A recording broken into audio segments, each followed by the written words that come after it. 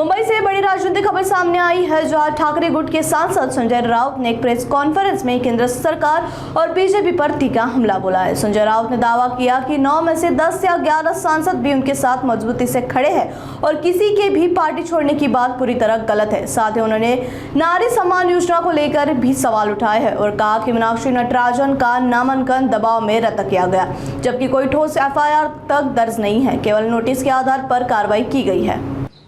7 खासदार, 7 खासदार, 9 पैकी 7.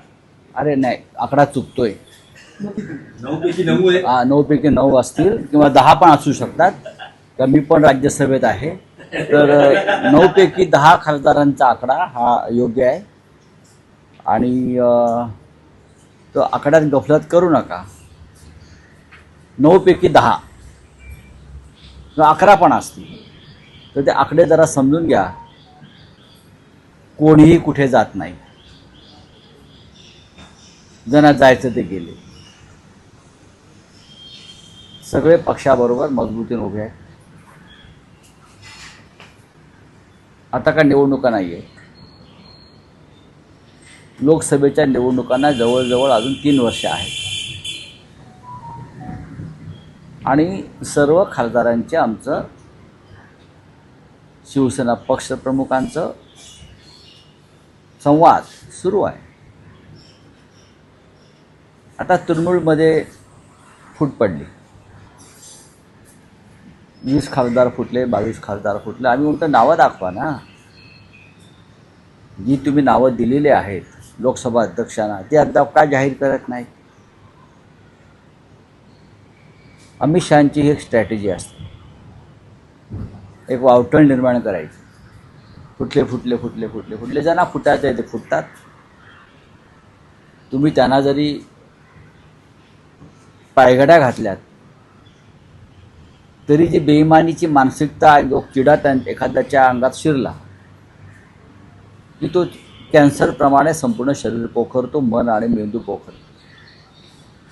मग तुम्ही 35, 36, 36, 40 वर्ष जरी पक्षात सर्व पदं उपभोगलीत तरी कोणत्याही कारणानं लोक बाहेर हल्ली देशभरात जाताना मला दिसत आहे. त्याला कारण निवडणूक आयोग आणि देशाचे गृहमंत्री, ED, CBI आणि न्यायालय. जोपर्यंत ह्या संस्था निष्पक्षपणे काम करत नाही तोपर्यंत अशा प्रकारची तोडफोड आणि फूट ही होत राहणार. साहेब, पण विनायक राऊत एकीकडे जाहीररित्या मान्य करतात की त्यांना संपर्क साधला जातो. कुणाला? विनायक राऊतांना?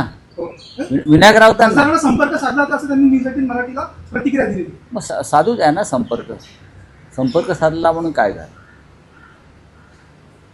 विधानसभेमध्ये एकत्र बसतात, संसदेमध्ये एकत्र बसतात, संपर्क होतच असतो. अगदी बोलायचं तर काय घंटा नारी सन्मान योजना.